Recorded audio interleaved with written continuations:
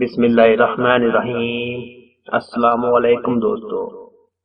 حضرت ابو امامہ رضی اللہ تعالیٰ عنہ سے مروی ہے کہ ایک نوجوان نبی کریم صلی اللہ علیہ وآلہ وسلم کی خدمت میں حاضر ہوا اور کہنے لگا، یا رسول اللہ صلی اللہ علیہ وآلہ وسلم، مجھے زنا کرنے کی اجازت دیجیے۔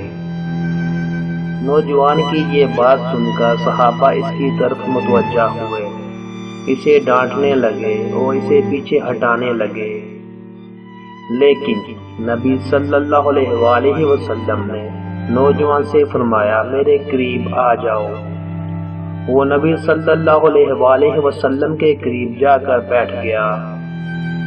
پھر نبی کریم صلی اللہ علیہ وآلہ وسلم نے اس نوجوان سے پوچھا، کیا تم اپنی والدہ کے حق میں بدکاری کو پسند کرو گے؟ اس نے کہا، اللہ کی قسم کبھی نہیں، میں آپ پر قربان جاؤں۔ نبی صلی اللہ علیہ وآلہ وسلم نے فرمایا، لوگ بھی اسے اپنی ماں کے لیے پسند نہیں کرتے۔ پھر پوچھا، کیا تم اپنی بیٹی کے حق میں بدکاری کو پسند کرو گے؟ اس نے کہا، اللہ کی قسم کبھی نہیں، میں آپ پر قربان جاؤں۔ نبی صلی اللہ علیہ وآلہ وسلم نے فرمایا، لوگ بھی ایسے اپنی بیٹی کے لیے پسند نہیں کرتے۔ پھر پوچھا، کیا تم اپنی بہن کے حق میں بدکاری کو پسند کرو گے؟ اس نے کہا، اللہ کی قسم کبھی نہیں، میں آپ پر قربان جاؤں۔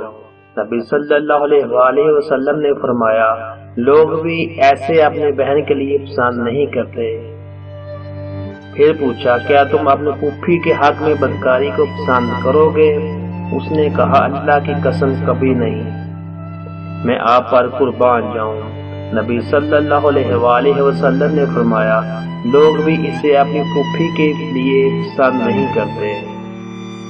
پھر پوچھا، کیا تم اپنی خالہ کے حق میں بدکاری کو پسند کرو گے؟ اس نے کہا، اللہ کی قسم کبھی نہیں، میں آپ پر قربان جاؤں۔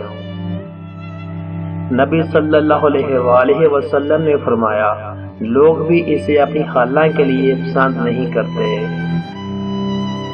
پھر نبی صلی اللہ علیہ وآلہ وسلم نے اپنا دست مبارک اس کے جسم پر رکھا اور دعا کی کہ اے اللہ، اس کے گناہ معاف فرما، اس کے دل کو پاک فرما اور اس کی شرمگاہ کی حفاظت فرما۔